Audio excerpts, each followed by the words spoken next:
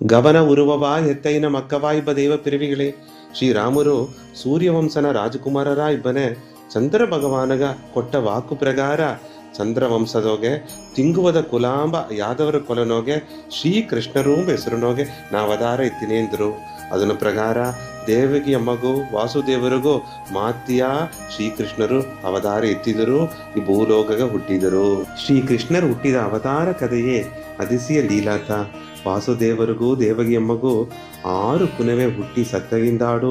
ಈ ಯಾವುದು ಕೂಸು ದೇವಗಿಯಮ್ಮನ ಗರ್ಭಂದ ರೋಗಿಣಿಯಮ್ಮನ ಗರ್ಭಗೋಸು ದೇವರು ಮೂಲೆಯವ ಎತ್ತಿನೋಯ್ ಸೇತಿ ಅದಿಗಿಂದಾಡು ಹುಟ್ಟಿತು.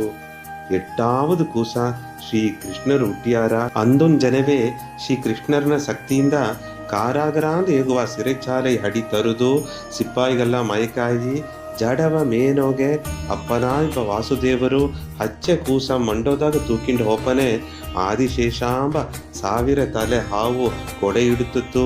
ಯಮುನಾ ಹಳ್ಳವು ಬಗುದುತ್ತು, ದಾರಿಯು ಬುಟ್ಟುತ್ತು. ವಾಸುದೇವರು ತನ್ನ ಕುನ್ನ ವಯಸ್ಸು ಸ್ನೇಹಿತನ ಇಬ್ಬ ನಂದಗೋಪಾಲರ 10 ಪಕ್ಕ ಕರೆನೋಗೆ ನೋಡಿದರು. ಕೂಸ ಕೊಟ್ರು ಸಾಕುಂದು ಹೇಗಿದರು. ಅಲ್ಲಿಯ ಗೋಕುಲ ಗ್ರಾಮದೋಗೆ ನಂದಗೋಪಾಲರಿಗೂ ಯಶೋದ ಮಗ ಹುಟ್ಟಿದ ಹೆಣ್ಣು ಕೂಸ ಎತ್ತಿಂಡು ಮಧುರಾಗ ತಿರುಗಿ ಬಂದರು. ಇದು ಎಲ್ಲ ನಂಗ ಅರದ ಕೃಷ್ಣ ಕಥೆತ. ಕೃಷ್ಣಾಂಬನೆ ಆ ಹೆಸರುಗ ಆ ವಾರ್ತೆಗ ಅತ್ತ ಒಂದು ಸೋಕಾನ ಅರ್ಥವೂ ಅಡದೆ.